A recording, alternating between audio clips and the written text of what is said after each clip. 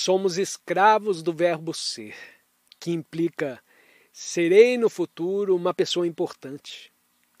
A comparação e o ajustamento andam sempre juntos. Nada criam senão repressão, conflito, interminável sofrer. Importa, pois, descobrir uma maneira de viver em cada dia sem nenhuma comparação. Faça e verá como isso é maravilhoso. Como se liberta de tantas das suas cargas. Desse percebimento nasce uma mente sobremodo sensível e, portanto, disciplinada, que está constantemente aprendendo.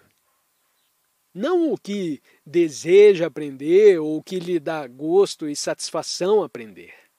Aprendendo. Tornar-se-á, assim, cônscio do condicionamento interior causado pela autoridade, pelo ajustamento a um padrão, pela tradição e a propaganda, pelos ditos de outras pessoas e pela experiência acumulada, sua própria e da raça e da família. Tudo isso se tornou autoridade.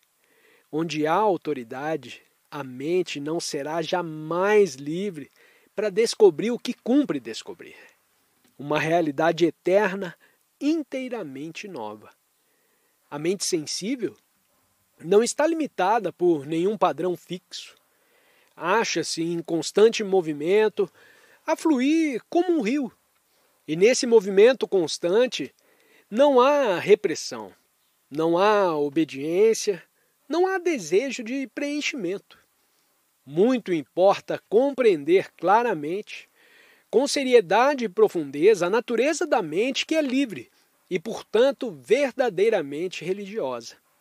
A mente livre vê que qualquer espécie de dependência, de pessoas, de amigos, do marido ou da esposa, das ideias, da autoridade, etc., gera medo.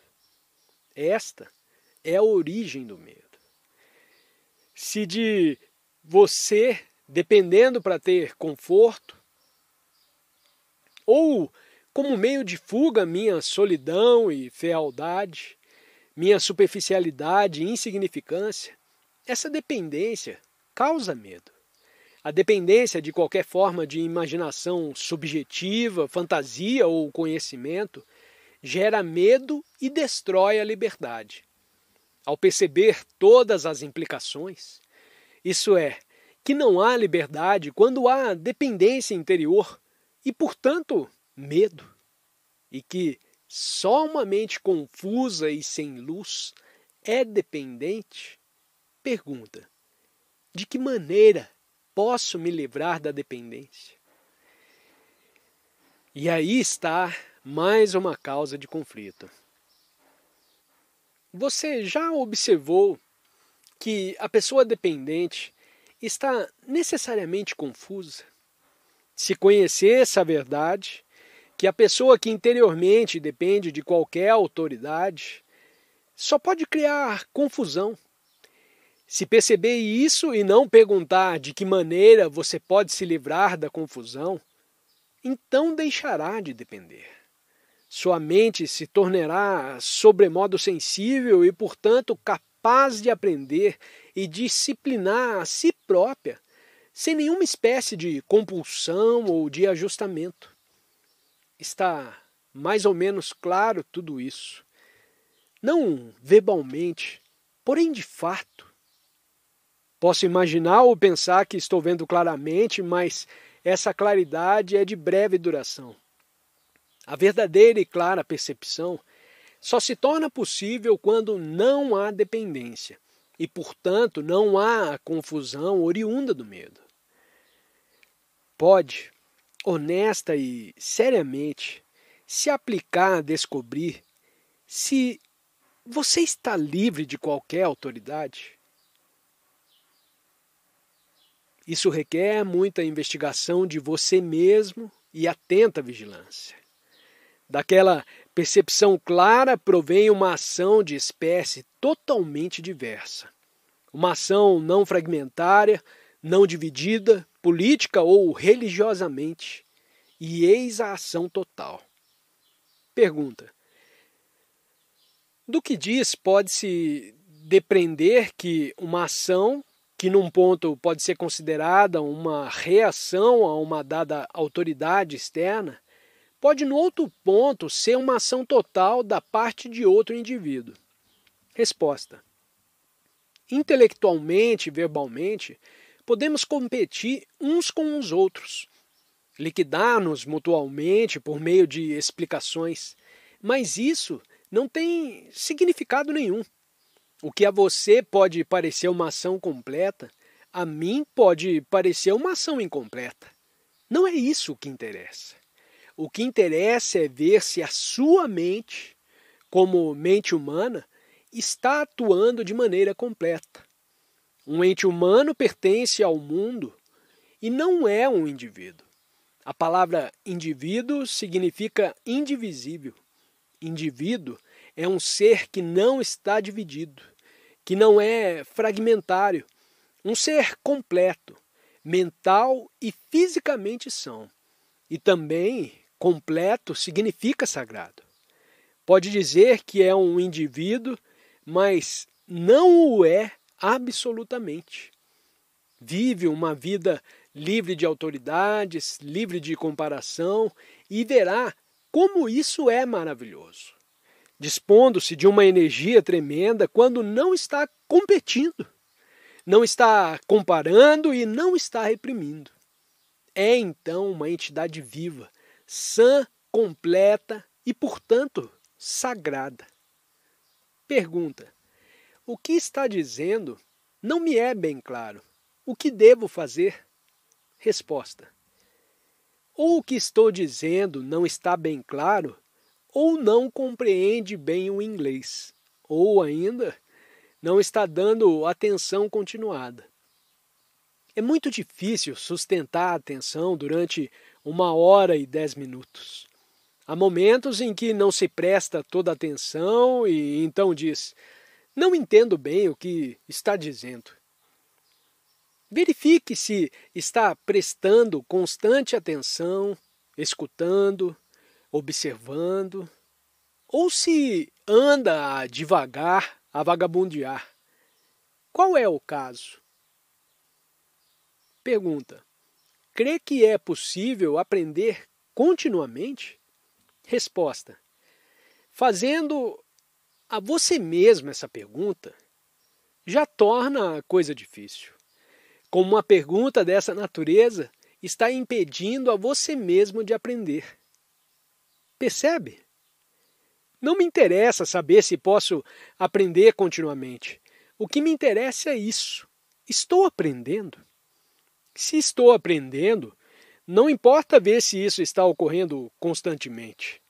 Não faço disso um problema. Tal pergunta não tem cabimento quando estou aprendendo. Pode-se aprender de qualquer coisa?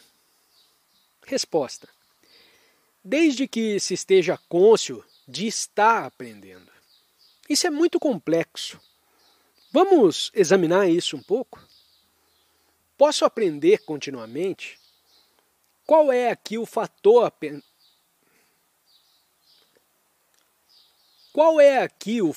importante? É aprender. Quando estou aprendendo, pouco me importa o resto do tempo, o intervalo do tempo e etc. Só me importa aquilo que estou aprendendo. É natural a mente dispersar-se, cansar-se, tornar-se desatenta. Quando desatenta, a mente se ocupa de coisas das mais absurdas. O importante, portanto, não é como tornar a mente desatenta.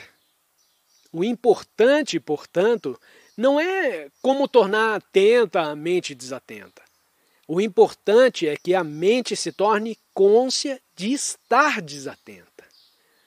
Estou atento, observando as coisas, o movimento das árvores, o correr das águas, e observando a mim mesmo sem nada corrigir, sem dizer que isto deveria ser ou não deveria ser, observando simplesmente.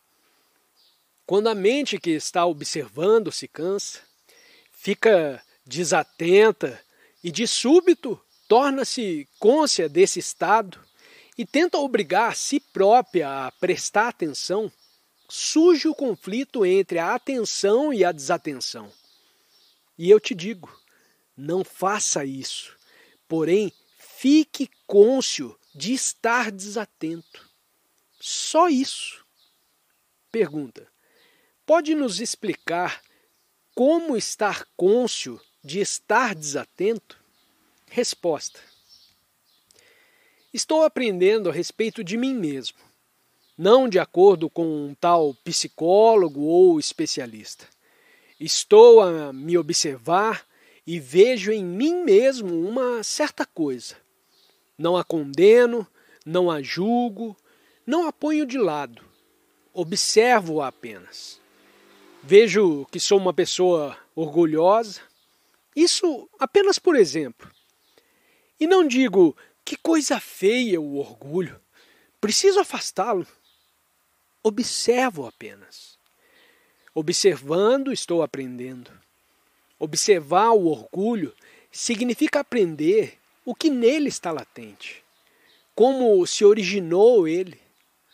Não posso observá-lo durante mais de 5 ou 6 minutos, e isso já é muito. Em seguida me torno desatento. Como eu estava atento e sei o que é desatenção, luto para converter a desatenção em atenção. Não faça tal coisa. Porém, observe a desatenção. Torne-se cônscio de estar desatento. Só isso e nada mais. Pare aí. Não diga, devo passar o meu tempo atento, mas apenas note quando está desatento. Estender-nos mais a esse respeito se tornaria muito complicado. Há na mente a capacidade de estar continuamente atenta e vigilante. Vigilante mesmo quando não há nada para aprender. Essa capacidade a mente a possui quando está sobremodo quieta e silenciosa. Que tem para aprender a mente que está em silêncio, cheia de claridade? Pergunta: a comunicação por meio de palavras, de ideias, não pode tornar-se um hábito, uma tradição? Resposta: só pode tornar-se hábito ou tradição quando as palavras se tornam importantes. A necessidade de comunicação verbal, que é ver em comum, a coisa que se está observando. Por exemplo, o medo. Isso significa estarmos, vocês e este que lhes fala, observando, cooperando, compartilhando no mesmo nível, ao mesmo tempo, com a mesma intensidade. Nasce daí uma comunhão verbal que não é hábito. Pergunta: como pode um indivíduo total, completo, mentalmente são, um indivíduo não fragmentado, porém indivisível, amar a outro? Como pode um ser humano completo amar um ser humano fragmentado? E mais, como pode um indivíduo completo amar outro indivíduo completo? Resposta: não pode ser completo se não sabe o que é o amor. Se é completo, no sentido em que estamos empregando a palavra, não há então a questão de amar ao outro. Já observou uma flor na margem do caminho? Ela existe, vive, banhada de sol, exposta ao vento, na beleza da luz e da cor, e não te diz: ei, venha me cheirar, venha se deleitar comigo, olhe-me. Ela vive, e seu próprio viver é amor.